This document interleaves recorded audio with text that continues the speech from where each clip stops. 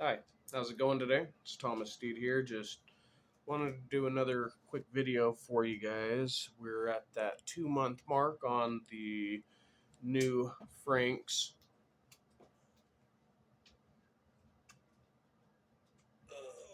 These are the custom Wilshire 10-inch Wilshires in the Wicket and Craig olive. Let's see, just absolutely fantastic. You can see the profile of my foot is definitely started to take its shape and all of that. And if you're noticing that there's a slight color difference here and a sheen difference, well, I'm going to be doing another video talking about this Targo product that I decided to give a shot on this. Um, I'll go further into depth into that as I actually apply it in that video to the other boot.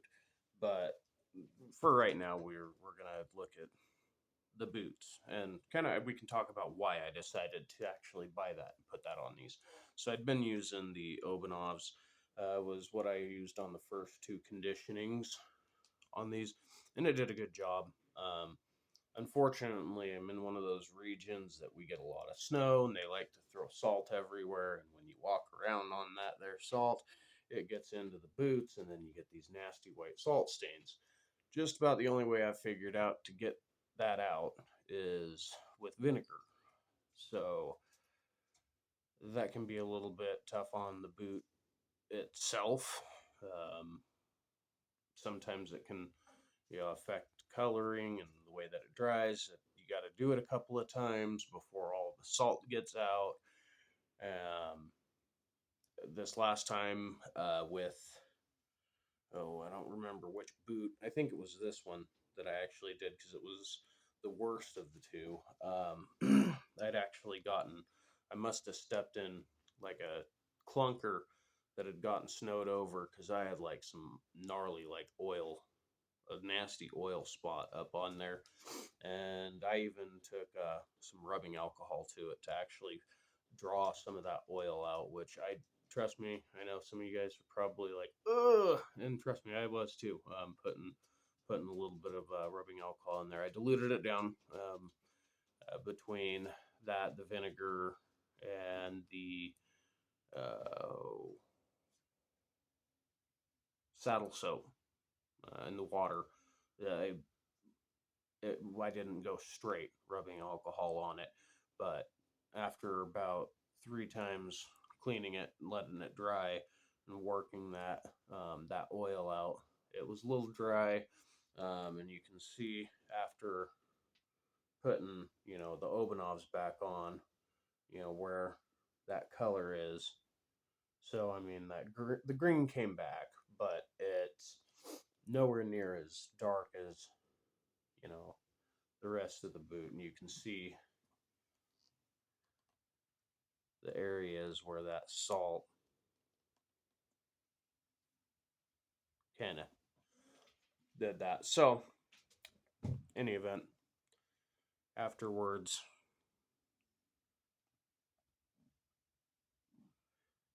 I mean, I still have some nice patina, but it put a lot of that color back in it, and it really does shine fantastic. I mean, it's not quite a mirror shine by any means, but I wasn't going for a mirror shine.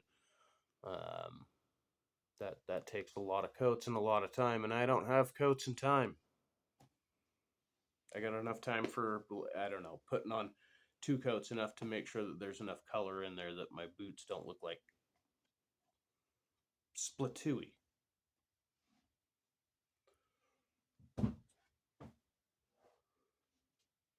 So, yeah, in any event, we're pushing 5 minutes. I'm trying to make these videos closer to the 6 minute mark rather than dragging this out to 10 minutes. I've noticed on, analytics. I'm a little hard pressed at times, it seems.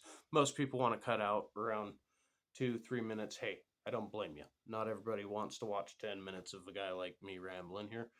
I mean, I can drop funny comments every now and then, but I'm I'm not dropping hard hitting one liners the whole time.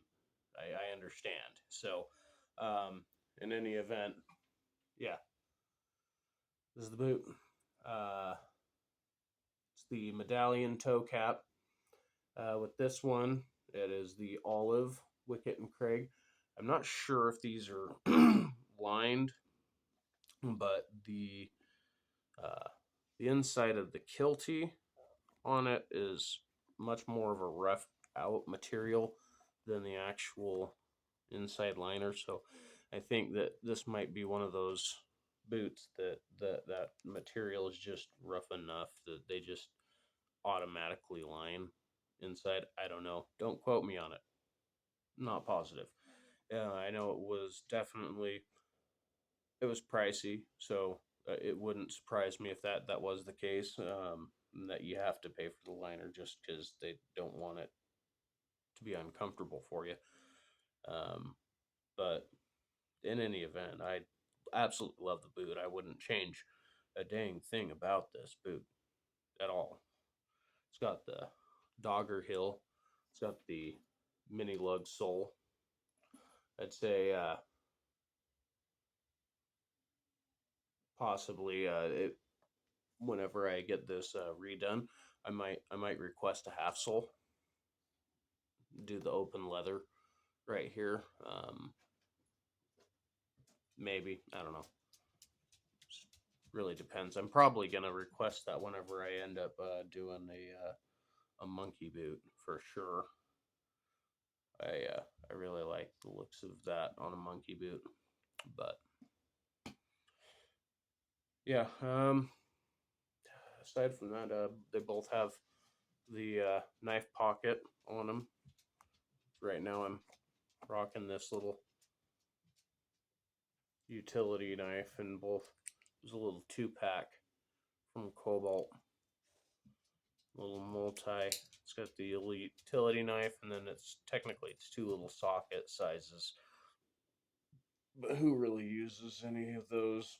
It's a fancy lanyard hole, and if I ever actually use anything, it'll only be the smaller socket size because with the bigger one, it allows you to pull it back and kind of get like a little ratcheting action with those. So that's really the only one that's even all that functional. So there's me rambling about a tool when I'm supposed to be talking about boots.